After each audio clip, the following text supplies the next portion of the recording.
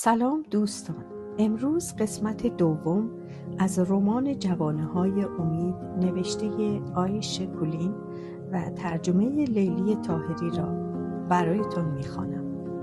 این خوانش صرفاً برای اهداف فرهنگی و آموزشی است. امیدوارم از شنیدن آن لذت ببرید. جوانه‌های امید. زندگی چون جویباری در جریان است. زندگی جدید زکی صالح. زکی صالح هنگام اسباب کشی از خانه‌اش در رامی به عمارت جدیدش در محله سلطان احمد، در حالی که پشت سر گاری‌های حمل اساسی دعای خیر می‌خواند، سرش را برگرداند، چون همراهی با چنین گاری‌هایی را دوست نداشت. فکر به راه انداختن یک قطار گاری در هر اسباب کشی تنش را به لرزه می انداخت. هر وقت گاری های حمل بار را می دید، بوی ناخوشایندی به مشامش می رسید. این بوی ترس بود. ترس جدایی از آنچه برایش آشناست و مکانهایی که به آن خو گرفته و سفر کردن به جاهایی که از آن اطلاعی ندارد. و بوی ترس موذیانه درون انسان را می جود. آن بوی غیر عادی برنده و تلخ. زکی صالح درد و رنجی را که هنگام جدا شدن از وطن کشید فراموش کرده بود، اما هیچ وقت اعتراف نکرده بود، در حالی که اکنون در هنگام انتقال از یک محل آشنا به یک محیط جدید باز هم می ترسید. و این بار خیلی خوب متوجه ترسش بود. عادت کردن به جاهای جدید، کوچه های ناآشنا، همسایه های غریبه و قهوه خانه های جدید برایش مشکل بود. همسایه های جدید آن مهاجران هموطن زکی صالح نخواهند بود و هرگز به اصیل بودن او پی نخواهند برد و به لهجه‌اش که به هر صورت نتوانسته بود درست کند خواهند خندید. برای کار نکردنش او را سرزنش خواهند کرد. او را بی سواد تصور خواهند کرد، چون به خط عثمانی آشنا نبود. هرگز نخواهند فهمید که او از ثروتمندان بوسنی بوده و ثروتمندان کار نمی کنند، بلکه از عایدات مزارع و زمین‌هایشان هم خود گذران کرده و هم صدها روستایی را اداره می کنند. و پی نخواهند برد که زمینداران مهاجر بوسنی بین خودشان و با خواندن و نوشتن الفبای مختص خود زیباترین شعرهای مردمان بالکان و تاریخ بی‌نقص آن منطقه را می خوانند. و متوجه نخواهند شد که او جاهل و بیسواد نیست. شاید با گذشت زمان میفهمیدند که انسان خوبی است، اما آیا این کافی بود؟ از وقتی خانه‌اش را در بوسنی ترک کرد، حدس میزد که احترامی را که در مملکتش برای او قائل بودند در کشور جدیدش نخواهد دید. اما اهمیت نمیداد، زیرا زمانی که او با خانواده‌اش به طرف استانبول به راه افتادند، هنوز بالکان تحت سلطه دولت عثمانی بود. گل از او خواسته بود که به استانبول کوچ کند. گل خانم که مثل گل بود و بوی گل میداد. گل خانم زنش و محبوب یکی یک دانه اش قدرت نگفتن به خواسته هایش را نداشت و در مقابل بلحوثی هایش تسلیم محض بود. گویی گل خانم از قبل پیشامدها را حس کرده بود که گفته بود: از اینجا برویم آقا صالح. میدونم که دوست نداری از سرزمین دست برداری، اما اینجا زیر سایه صلیب دیگه لطفی نداره. ببین، خواهرم با شوهرش رفتن، چه کار خوبی هم کردن. شوهر خواهرم حتما از چیزهایی با خبر است که خواهرم نامه پشت نامه میفرستد و میگوید هر چه زودتر بیایید. زنش 1 سال تمام بیوقفه به گوشش خوانده بود و گفته بود در صورت رفتن هر خواسته ای داشته باشی به روی چشم. زکی صالح گفته بود 1 فرزند پسر به من بده و گل خانم گفته بود اگر فرزند پسر دادم می رویم. و زکی صالح قول داده بود. به محض اینکه گل آبستن شد زکی صالح به قولش عمل کرد. از کجا فهمیده بود که بچه پسر خواهد بود؟ گل در خواب دیده بود.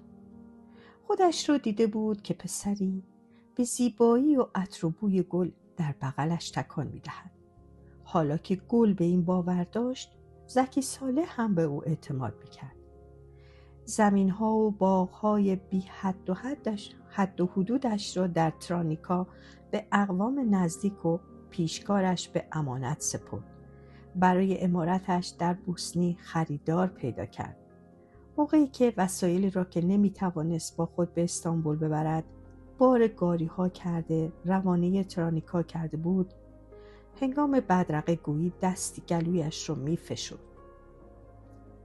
عمارتی که کودکی و جوانیش را در آن گذرانده بود، باغ و بستان‌هایش، پلی که گل را برای اولین بار بر روی آن دیده و عاشقش شده بود، مزار پدر و مادرش، هرچه که داشت و نداشت، داشتند به خاطره بدل می شدند.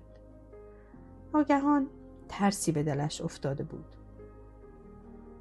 گویی یک آن به جلو خم شده با قامت بلندش به دنبال آخرین عرابه روان بود. فقط 1 لحظه.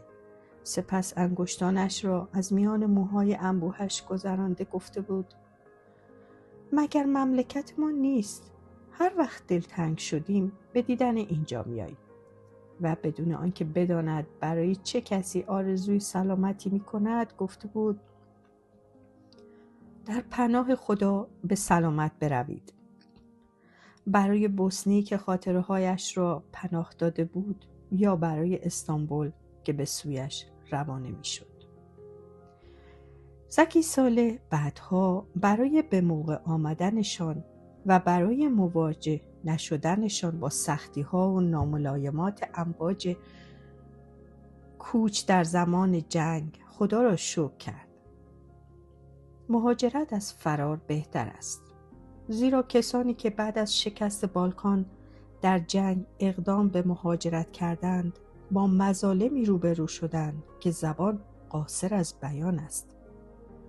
کسانی که فرار کرده بودند از خیلی قبل به مرگ راضی بودند.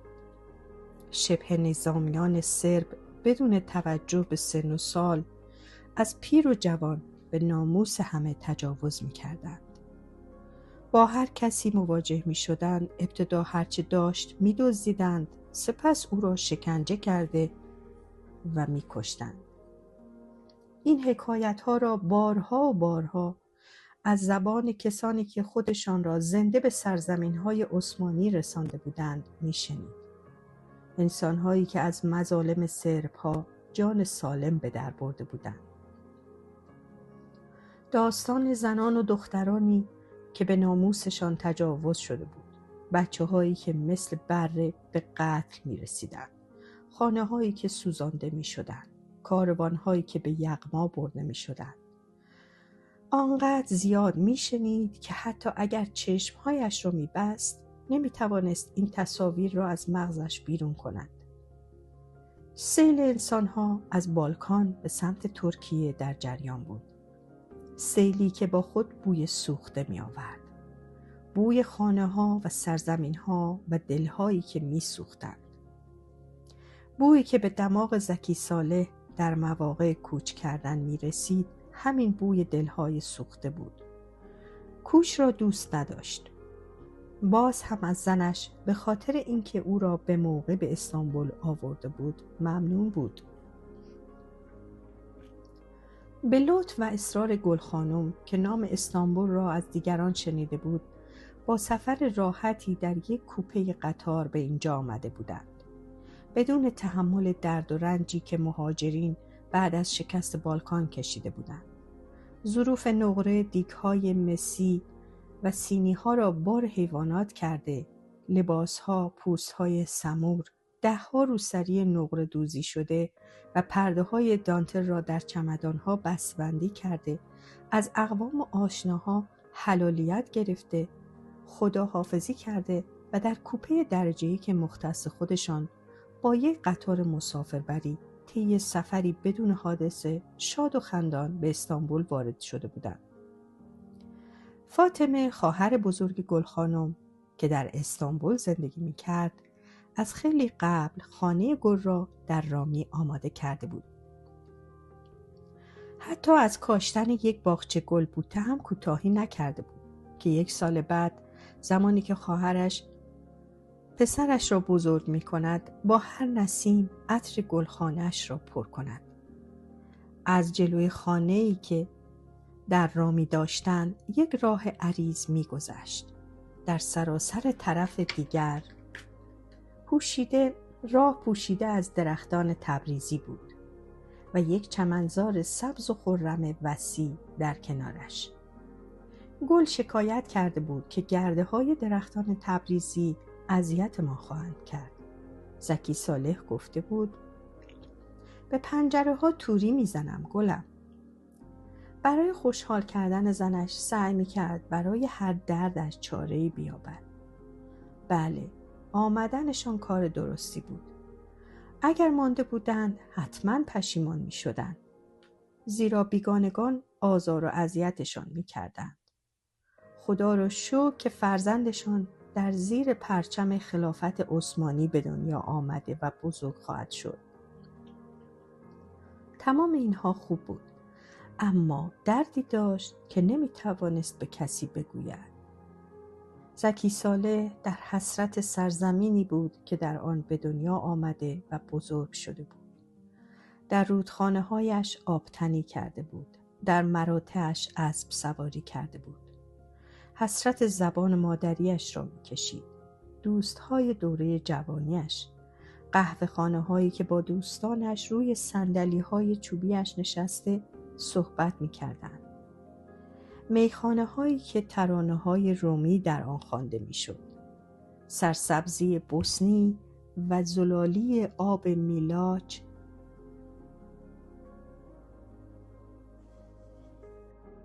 و سربالایی پیش در پیچی که به سوی خانه‌های گنبدی‌اش می‌رفت. خلاصه سرزمینی که تا آمدنش به استانبول متعلق به او بود.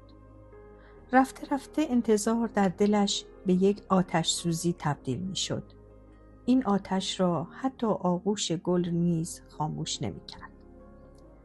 زکی صالح برای هماهنگ شدن با کشور جدیدش و عادت کردن به زندگی تازه‌اش منتظر تولد پسرش شده بود. گمان کرده بود که فقط چنین حادثه مبارکی قادر خواهد بود آتش دلش را خاموش کند. سرانجام پسرش را در آغوش گرفته، پس از خواندن اذان و تلقین اسمش به نام احمد نصرت، گفته بود: پسرم، از خدای بزرگ می‌خواهم که محل تولدت را مسکنت بکند. مثل من گذرت به غربت نیفتد، تا در حالی که بدنت در جای زندگی می‌کند، روحت در جای دیگر سیر کند. به خاطر عادتها و زبانت هیچ کس را به خودت نخندانی. هنگامی که سرش را از کنار گوش نصرت برداشت، گل خانم اشک را در چشمهای شوهرش دید. گمان کرد که اشک شوق است. اندوه شوهرش را متوجه نشد. کار کردن ثروتمندان بوسنی در مملکت عیب محسوب می‌شد. آنها مملکتشان را با محصول و درآمد املاکشان اداره می‌کردند. برای دختران دم بخت جهیزیه تهیه می‌کردند، به نیازمندان کمک می‌کردند، در ماه رمضان افطاری می‌دادند.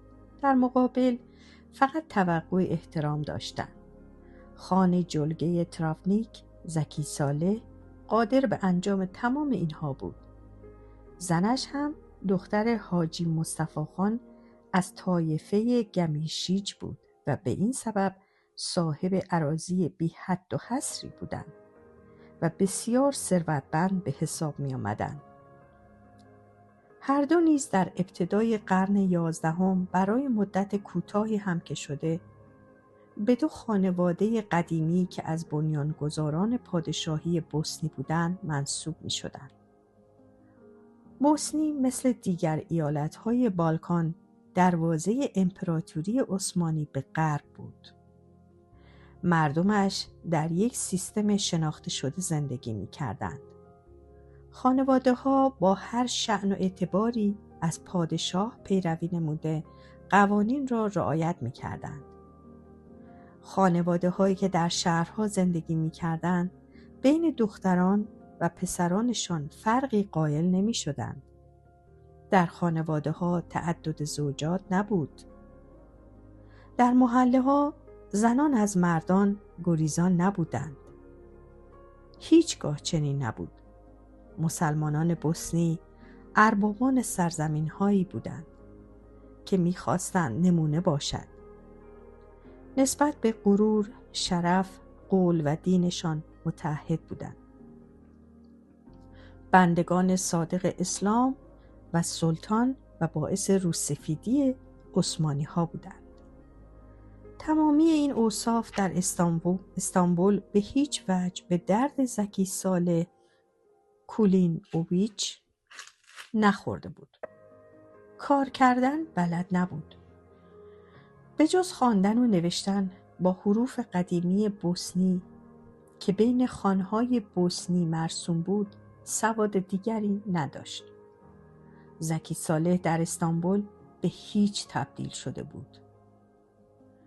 هنگام اقامت در تراونیک، بانیا لوکا و سرای بوسنی، زمانی که از جایی عبور می‌کرد همه به احترامش عقب رفته برایش راه باز می‌کردند.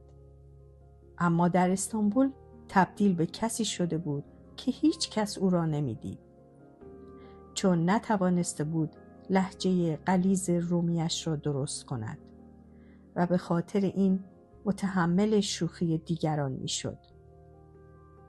به جز اقوام با کسی دوستی نمی‌کرد. خیلی کم صحبت کرده و هرچی بیشتر در خود فرو می‌رفت. تنها زمانهایی که او خوشحال بود اعیاد ماه رمضان بود. در روزهای عید همان گونه که در مملکت خودش رفتار کرده بود، مقابل خانه‌اش از این سر کوچه تا آن سر میز بسیار بزرگی میچید. با انواع غذاها، سوپ‌ها، گوشت بره، شل زرد، مربا، کمپوت و خصوصاً باقلوای لذیذ آن را مزین می‌کرد.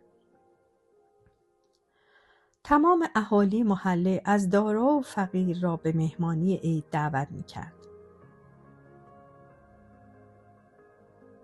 در رمضان هم همان سفره این بار زمان افطار برگزار می‌شد. مادر و همسر زکی صالح نمی‌توانستند به او بفهمانند که در استانبول هیچ کس این پذیرایی را از او انتظار ندارد. هر جا که زندگی می‌کرد در ماه مبارک رمضان افطاری دادن و سیر کردن اهالی محل را وظیفه خود می‌دانست. زکی صالح از این کار آنقدر لذت می‌برد که سرانجام اقوام و همسرش تصمیم گرفتند در کارش هیچ دخالت نکنند.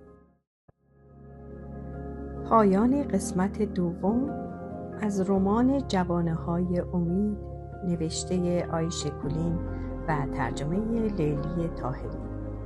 برای شنیدن قسمت‌های بعد صفحه مرا دنبال کنید.